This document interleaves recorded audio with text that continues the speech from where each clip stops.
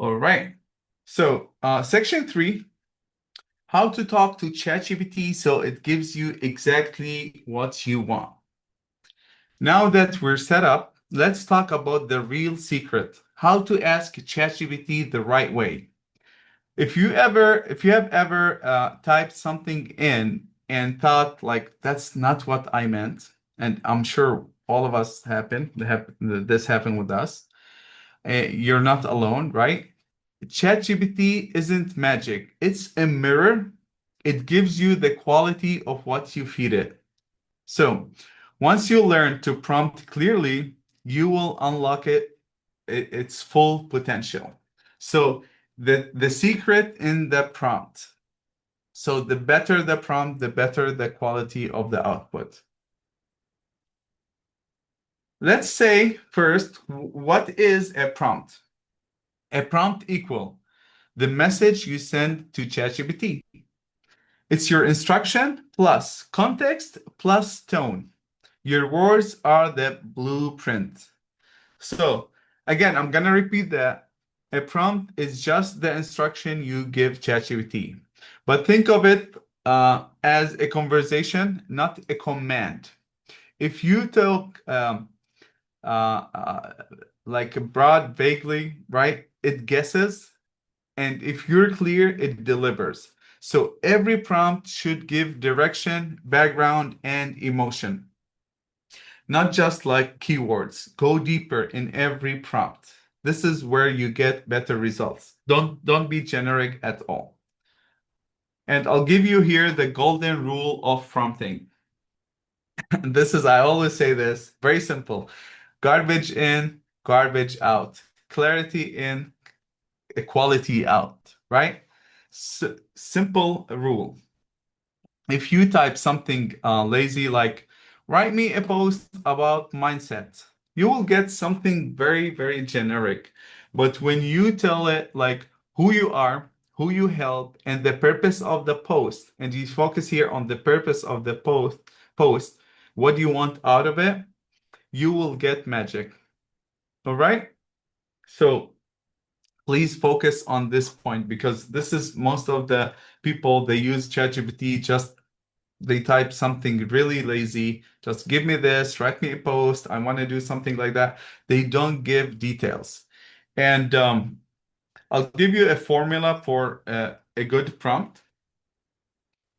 The three-part prompts formula. Role, who ChatGPT should act as, right? The task, what you want it to do. Then the context, why or for whom. I'll give you an example. You can say, let me see if I have the example here. Oh yeah. Before reading this, if I say act as a content strategist for life coaches, create 3 Instagram captions that motivate new entrepreneurs to stay consistent. Keep the tone warm, real, and encouraging. So every strong prompt has these 3 ingredients: role, task, and context. You're giving it identity, purpose, and direction. So that's what creates more specificity, and the specificity is power, right? So let's break this down with real example in your niche. I have some example here. This example works because they are very specific, right? They define who, what, and why. The first one, act as a mindset coach. Write 3-step tip post about staying consistent when motivations drops. Second one, act as my copywriter. Draft a short email inviting clients to my free challenge next week. Third one, act a course designer. Outline a 3-module mini course for new entrepreneurs. All right. Notice how you're not just asking for content here, like give me that. No, You're giving ChatGPT a role, and act as is when ChatGPT knows that this is its role. Okay. And this shifted from a random writer to a teammate who understands your business. Cool? Are we clear on this act as? Perfect. Let's go to the next one. Add tone and style. So use descriptors like warm, empowering, or conversational, direct, professional, or fun, story-based, or bullet style. So I'll give you an example. You can say, write this in a warm, inspiring tone, like I'm speaking to my coaching community. Okay? Style matters. You want ChatGPT to match your energy. If your brand is calm and grounded, say say so, right? If it's bold and playful, include that. You can even reference your own writing. So uh, you can do like write this like my last Instagram post, copy and paste it, right? Or if it's in the same chat, you can say write this like my previous Instagram post, friendly and insightful. So be more specific on adding the tone and the style. How to improve any output. Try these follow-ups.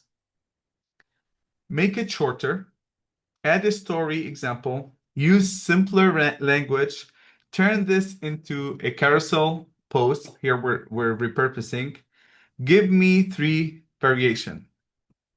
So if you see here, you don't have to nail it on the first try. That was I was telling you in section 1, you can always refine, right? So after ChatGPT responds, coach it. Ask for a revision, a rewrite, or a fresh angle, just like you do with any VA or like anyone helping you, right? So the more feedback you give, the faster it learns your rhythm. Okay? You're writing a post and you see there's a lot of things into it, and read it. If you don't feel like it's engaging, just make it shorter. Or any post, simply you can add a story example. And then you can add your own story. It doesn't have to be ChatGPT, but then ChatGPT can make it better, right? Use simpler language. If you see the post with a lot of heavy words, just tell it, use simpler language, or most of the time I tell ChatGPT, write in a 6th grade tone. So not more. Cool? I will do a live exercise. Write your own prompt. So choose a content type, post, email, blog, or script. Fill in this framework. So I'm gonna give you this in the chat.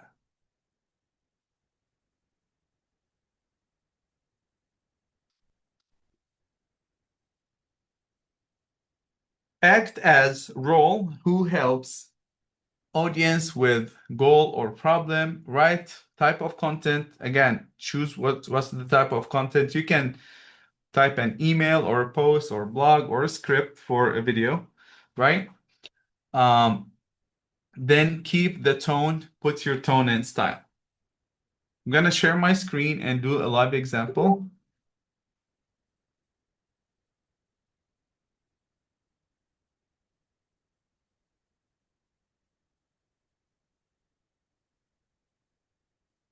Okay.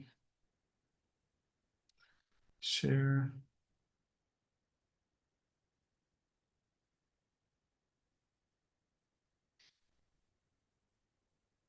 All right. So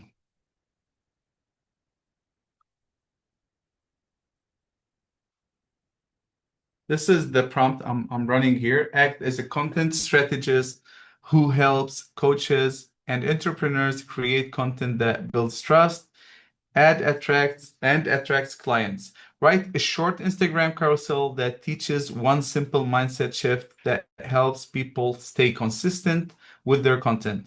Keep the tone warm, real, encouraging, and easy to understand.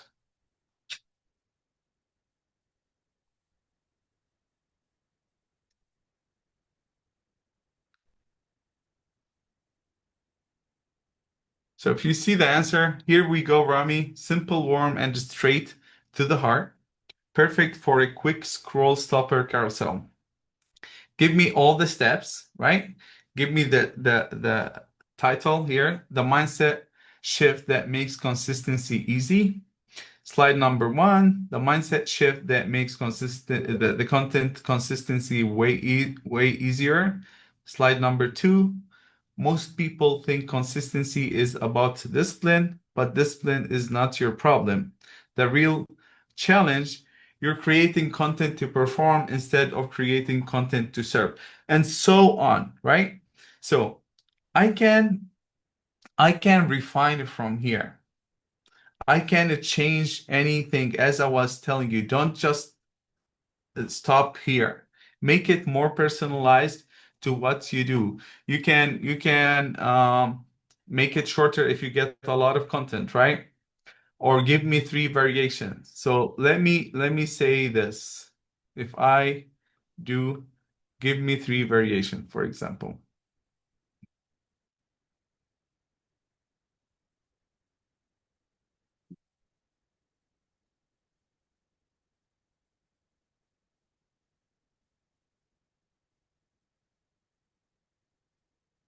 So three variation under the same topic that I gave it, right? Then I read it and see pick one and then decide on it. Sometimes I get to mix things, right? To personalize it more, but this is how it works. Same thing, I can change this to an email, right? So I can simply tell it, turn this into an email. So let me try this. Turn this into an email and to bring more value to it. So I don't want an email just a fluff. I want an email that bring value to my audience.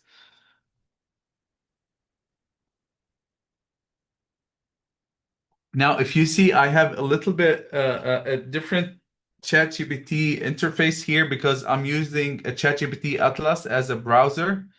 And this doesn't work on all computers, but I start using it and it's really good one. Okay.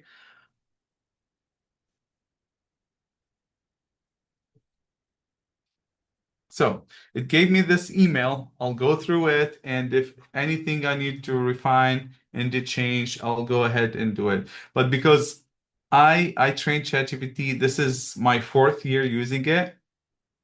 So it knows exactly everything I do and how do I speak and the words and the tone and the style, right? So I'll give you 2 minutes to have this to try this prompt.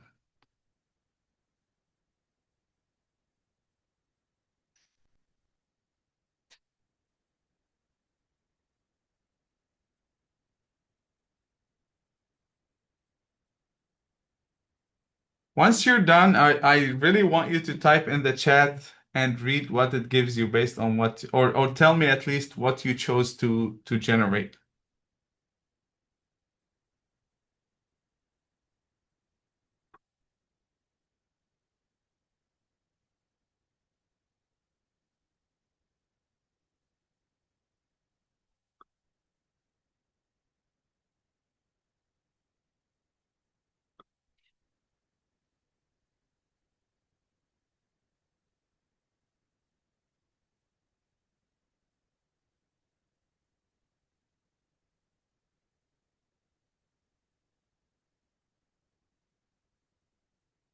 Some variation.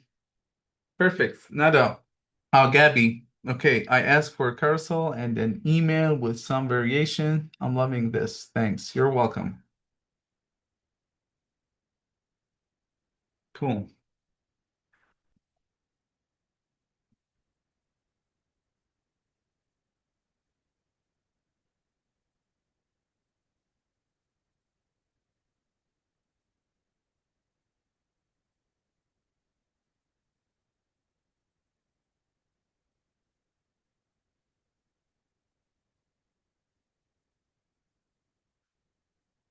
All right, we're gonna jump to refining and saving prompts.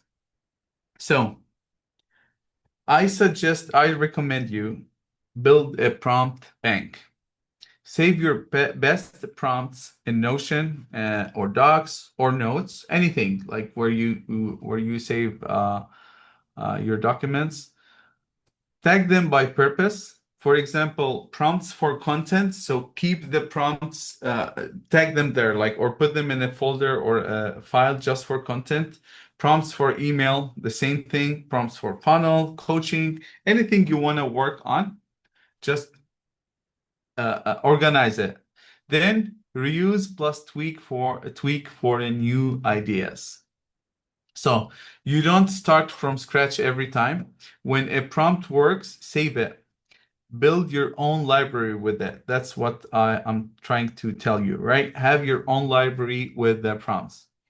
Soon you will have 10 to 20 prompts that cover 80% of your business, and they will be ready to plug and play. And this will save you a lot of time.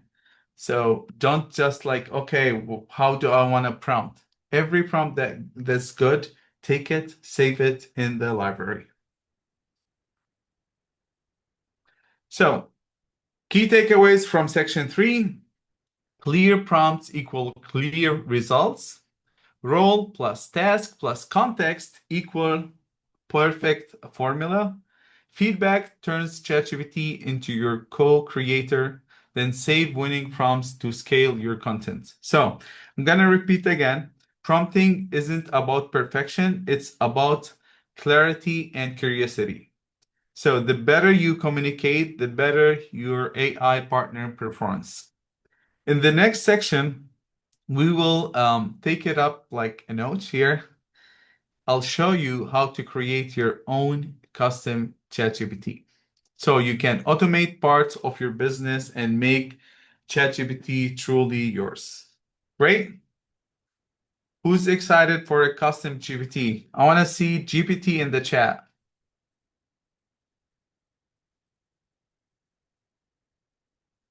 Denise, great. Trisha, Gabby, Sally, everyone, right? So we want to make our life easier with GPTs.